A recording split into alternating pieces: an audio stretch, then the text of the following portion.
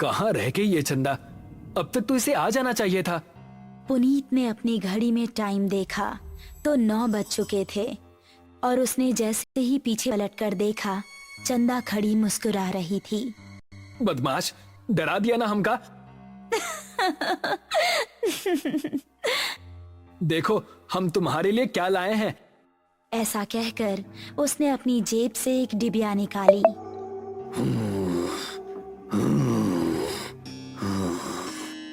तभी उन दोनों को किसी के सांस लेने की भयानक आवाज सुनाई दी।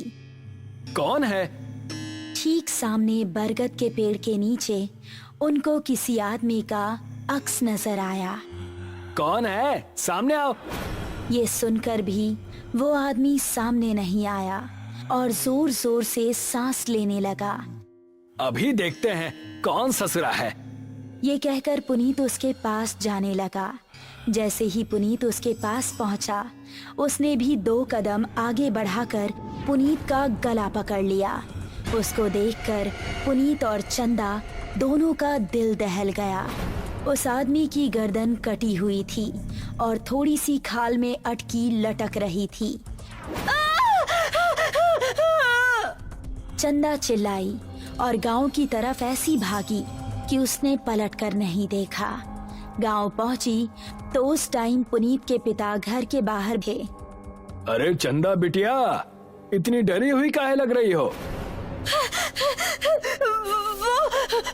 वो पुनीत। चंदा ने हाफते हुए उनको पूरी कहानी सुनाई। पुनीत के पिता ने अपने साथ कुछ आदमियों को लिया और चंदा उन सभी को लेकर उसी जगह पर पहुंच गई। यही जगह थी वो जहां उसने पुनीत को पकड़ा था। उन लोगों ने इधर उधर नजरें घुमाई तो कोई आसपास नजर नहीं आया। तभी चंदा की गर्दन पर ऊपर से कुछ टपका। उसने हाथ लगाकर देखा तो वो खून था। पेड़ की डाली के ऊपर पुनीत की बिना गर्दन की लाश टंगी हुई थी और उससे खून टपक टपक कर नीचे गिर रहा था। शहर से दूर एक छोटा सा गांव सरूपुर। रात के समय सभी अपने अपने घरों में आराम कर रहे थे। बाबूजी, हम जरा अपने दोस्त महेश से मिलकर आ रहे हैं। उसकी तबीयत जरा ठीक नहीं है ना? ठीक है, लेकिन जल्दी आना। जी बाबूजी। ऐसा कहकर वो खुश होता हुआ घर से निकल गया। आज तो सारे दोस्त मिलकर मस्त पार्टी करेंगे, मजा आ जाएगा। जंगल का रास्ता पकड़ लेता हूँ, जल्दी पहुँच जाऊंगा।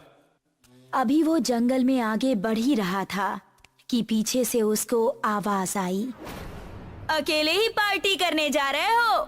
हमका साथ लेकर नहीं चलना है क्या? अरे अर्पणा और दिव्या, तुम दोनों क्यों हर बार हमारे पीछे पड़ जाती हो? हमका साथ लेकर चलते हो कि बोले अभी तुम्हारे बाबूजी से? अरे नहीं नहीं मेरी माँ, चलो मेरे साथ। थोड़ी देर चलने के बाद वो तीनों एक जगह पहुँचे जहाँ रामू और महेश बैठे हुए थे। अबे ये क्या, तू फिर से लड़कियों को साथ ले आया? क्या करता है यार, हर बार की तरह इस बार भी धमकाने लगी थी दोनों। अब क्या करें, हम दोनों को भी अब पार्टी की आदत पड़ गई है। चलो थोड़ी सी शराब पी ली जाए। उसने पास ही रखी बोतल खोली और गिलासों में शराब पलटने लगा।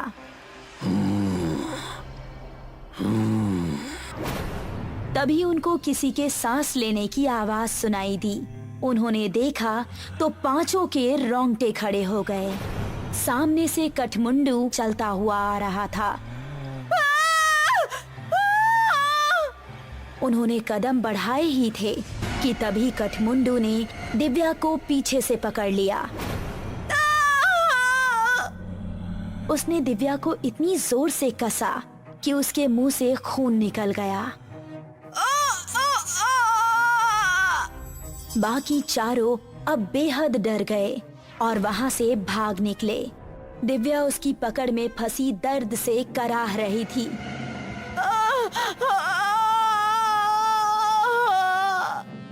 उसने दिव्या को जमीन पर धक्का दिया और उसके ऊपर आ गया।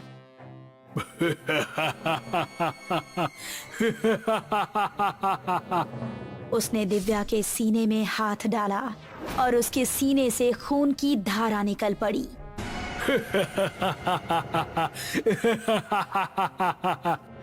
बाकी चारों इतना डर चुके थे कि उनको खबर भी नहीं थी कि वो किस दिशा में भाग रहे हैं। वो काफी देर तक भागते रहे। अब अपर्णा की हालत खराब हो चुकी थी। वो आ जाएगा, रुकने का समय नहीं है। ऐसे कब तक भागते रहेंगे? हम जा कहाँ रहे हैं, कोई बताएगा? हम रास्ता भूल चुके हैं, हमें नहीं पता कि गांव किस तरफ है। क्या कह रहे हो तुम? फिर तो हम सबका बचना नामुमकिन है। तभी पेड़ के ऊपर से एक हाथ आया और उसने महेश का गला पकड़ लिया। ये हाथ कठमुंडू का ही था। राकेश ने महेश का पैर पकड़कर उसे बचाना चाहा, लेकिन कठमुंडू ने उसको पूरी तरह से ऊपर खींच लिया और वो तीनों चिल्लाते हुए वहाँ से भाग निकले। वो देखो, सामने वो घर, उसके अंदर चलते हैं। वो तीनों एक घर के अंदर घुस गए और राकेश ने जल्दी से दरवाजा बंद कर दिया। तभी कोई जोर जोर से दरवाजा पीटने लगा। तीनों का शरीर इस समय बुरी तरह से कांप रहा था। दरवाजे की धम धम उनके दिल को दहला रही थी।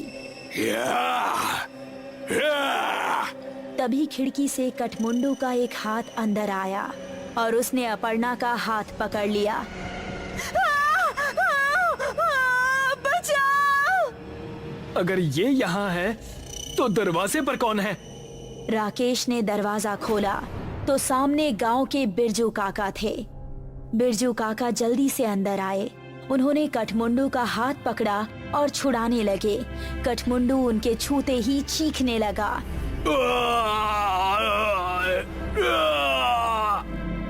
वो चीखता चिल्लाता हुआ वहाँ से भाग गया। तुम ठीक तो हो अर्पणा? मैं ठीक हूँ, शुक्रिया बिरजू काका। तुम लोग यहाँ करने क्या आए थे, वो भी इस समय? हमसे गलती हो गई बिरजू काका, लेकिन ये कौन है और आपको देखते ही वो भाग कैसे गया? ये कठमुंडू है। ये सुनकर वो तीनों एक दूसरे का मुंह देखने लगे। बहुत सालों पहले हमारे गांव में एक डाकू पल्लव सिंह का बड़ा खौफ था। गांव में एक बूढ़ी औरत रहती थी जिसका एक ही बेटा था।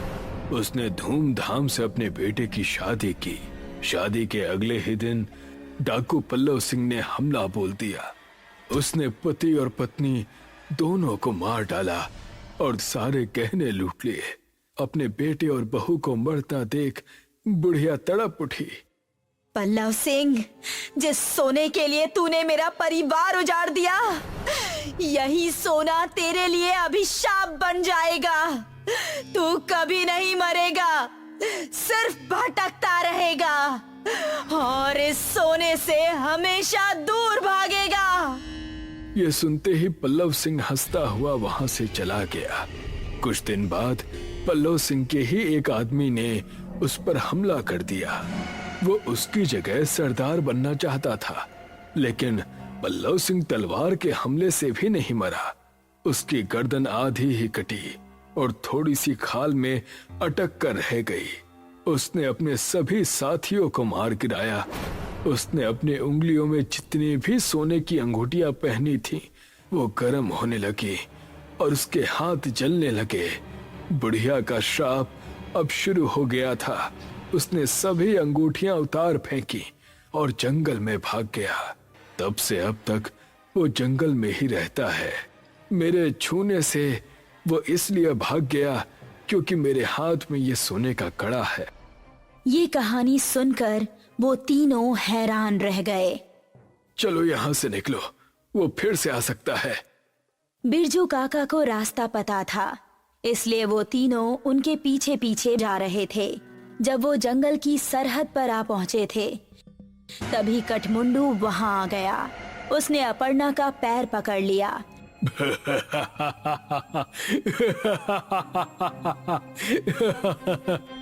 तभी राकेश ने बिरजू काका के गले पर नजर डाली। उनके गले में एक सोने की चेन भी थी। उसने चेन को उनके गले से उतारी और कठमुंडू की टूटी हुई गर्दन में डाल दी। उसने चेन को गले से उतारने के लिए जैसे ही छुआ तो उसके हाथ भी जलने लगे।